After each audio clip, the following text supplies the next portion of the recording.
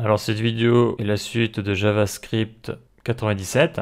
Donc au niveau du contrôle du formulaire, au niveau de sa validité, j'avais fait le prénom, le nom. Maintenant je vais faire le code postal. Donc le regex sera différent. Donc là par exemple, si je mets une lettre, plusieurs lettres, je confirme la commande, on peut voir que dans le local storage, ça se met à jour. Donc ça c'est pas bon. Donc là ce que je vais faire, c'est faire en sorte que je ne puisse mettre que des chiffres et 5 chiffres. Par exemple là si j'en mets que 4, j'envoie le formulaire, ça marche aussi. Donc c'est ce que l'on va voir dans cette vidéo là, donc je vais utiliser une méthode. C'est peut-être pas la meilleure, mais bon, comme j'ai déjà dit, je suis en train d'apprendre le JavaScript. Voilà. Donc là je reviens sur mon fichier JavaScript panier, donc je m'étais arrêté ici. Donc là par contre j'ai pas mis de commentaire ici, je vais rajouter un commentaire. Je vais écrire contrôle, validité formulaire avant envoi dans le local storage. Donc là j'avais donc la fonction point non contrôle. Ici, j'ai la fonction non contrôle. Là, j'ai le regex. Donc, pour le code postal, là, je vais faire un copier-coller. Donc là, c'est dangereux ce que je fais, parce que j'ai fait pas mal d'erreurs en faisant des copier-coller. Donc, la fonction, je vais l'appeler code postal contrôle. OK. Donc, après, au niveau du formulaire value, ça va être, on le voit ici, là. Donc, c'est code postal, CTRL-C. Donc là, il ne faut pas que je me trompe. CTRL V, CTRL Z, donc là je me suis planté. Je vais sélectionner juste ce qu'il faut, voilà, CTRL C, quoique j'aurais pu le prendre en haut. Donc là je reviens ici, donc c'est le point code postal que je veux. Donc ici ça va être la variable le code postal. Donc là je vais récupérer la value qu'il y a dans l'input code postal que je mets dans le code postal. Et ici, là, cette expression-là, je vais la contrôler. La value qui est dans le code postal, je vais la contrôler ici par le biais de cette expression-là que je vais donc modifier. Et je vais l'appeler donc code postal. Là, je fais un copier. Donc ça va être la nouvelle fonction que je vais faire. Donc le console log true retourne true, else console log false. OK, retourne false. Donc là, je vais marquer code postal. Ça, c'est pour l'alerte. Donc à noter, bon, je ne l'ai pas dit, mais ça tombe sous le sens. Quand je fais une alerte pop-up, bien sûr, sur un vrai site, ça serait pas comme ça qu'on ferait. On ferait l'apparition d'une fenêtre. Donc c'est un nom, j'ai oublié le nom, mais ça complexifie encore plus les choses. Donc là, je reste sur une pop-up alerte parce que c'est hyper simple à faire. Alors il me semble que ça s'appelle une fenêtre modale. Tu fais apparaître une fenêtre et dedans tu dis qu'il y a un souci avec le formulaire. Ou alors tu mets les inputs en rouge.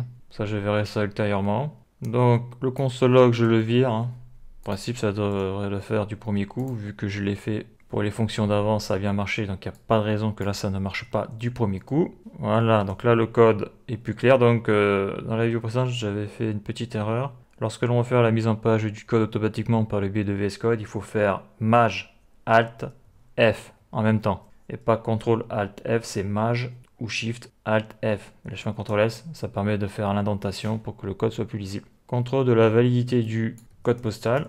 Donc ça c'est bon. Tant que j'y suis, je vais rajouter donc la condition donc pour l'envoi du formulaire. Donc c'est prénom contrôle et non contrôle. Et je vais faire un CTRL-C, CTRL-C, CTRL-V, les parenthèses de la fonction. Donc ça c'est bon. Donc voilà, donc maintenant je vais faire le regex. CTRL-C. Donc là j'en ai fait un. Donc celui-là je vais le cacher. Donc c'est texte alerte, c'est bon. Donc là je vais mettre ici const, CTRL-V égale. Donc je vais mettre value égale donc la fonction fléchée, les accolades pour les instructions, quoique j'aurais pu tout copier, CTRL-C, CTRL-V. Donc comme je dit dans la vidéo précédente, ce qui va changer c'est ça. Ça c'est la regex de base. Et après là il faut que je mette les instructions. Donc moi je veux contrôler des chiffres. Je veux que des chiffres. Donc il va falloir utiliser ce que l'on appelle l'ensemble de caractères avec un O, là, les petits crochets là. Donc là je vais mettre les crochets. Donc après, il faut aller sur YouTube ou sur Internet pour avoir plus d'explications sur les regex. Comme j'ai déjà dit, c'est un gros morceau. Il y a même des sites qui donnent des regex de manière automatique suivant ce que l'on veut. Donc moi là, je les fabrique pour essayer de comprendre le fonctionnement de cette chose. Donc là, je veux qu'il contrôle tous les chiffres de 0 à 9, donc 0 ou 1 ou 2, etc. jusqu'à 9. Et que les chiffres, ça veut dire que si je mets une lettre, un symbole, n'importe quoi d'autre à part des chiffres, ici ça sera faux. La condition sera fausse. Par contre, ce que je veux rajouter, et ça on l'avait vu aussi, avec les accolades, les quantificateurs. Donc on peut mettre un minimum, un maximum, ce genre de choses. Donc là, je vais faire un quantificateur juste pour mettre 5 chiffres. Donc ça, c'est des regex simples, mais après, il y en a, lorsqu'on les lit, ils sont ultra complexes. Mais bon, on va partir du principe qu'en France, un code postal, c'est que 5 chiffres. Basta. Donc là, j'ai zoomé sur le regex.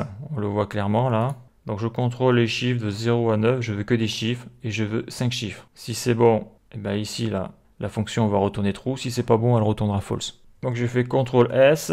Donc là, si j'envoie le formulaire théoriquement vu quelques chiffres, je devrais avoir une erreur. Code postal, chiffres et symboles ne sont pas autorisés, ne pas dépasser 20 caractères. Ouais, donc ça c'est faux. Donc ça c'est faux. Donc là, le code postal, ici, là, mon texte alerte, bah, là je vais faire un truc, ma fonction je vais la virer, elle sert à rien. Hein. Vu que le regex pour le code postal ne va servir que pour le code postal, je vais écrire code postal. Doit être composé de 5 chiffres. Voilà, CTRL S. Là si je retourne ici, donc si je fais confirmation de la commande, on peut voir que code postal doit être composé de 5 chiffres. Donc là on voit que cette petite pop-up, là, il y a une case, là, empêcher cette page d'ouvrir des dialogues supplémentaires. Donc c'est pour ça que c'est une technique qui n'est pas utilisée sur un vrai site qui sera en production. Mais bon, pour apprendre, c'est pratique. Veuillez bien remplir le formulaire, ok.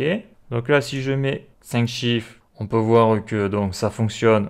Là, j'ai eu la mise à jour du local storage, c'est bon. Si je mets 6 chiffres, donc là, je vois qu'il y a l'erreur, super. Donc là, maintenant, est-ce que le local storage a été mis à jour? Il n'a pas été mis à jour.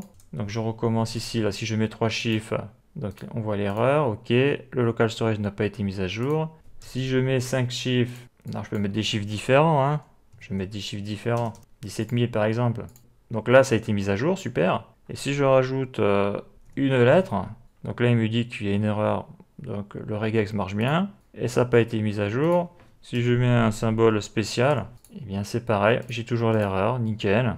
D'ailleurs, je le mets toujours à la fin, mais je peux le mettre au début. Hein. Si je mets par exemple M, confirmation de la commande, il y a une erreur. Donc là, on voit que les regex, ça marche super bien. Hein. Donc bah voilà pour cette vidéo. Je vais quand même mettre un truc propre.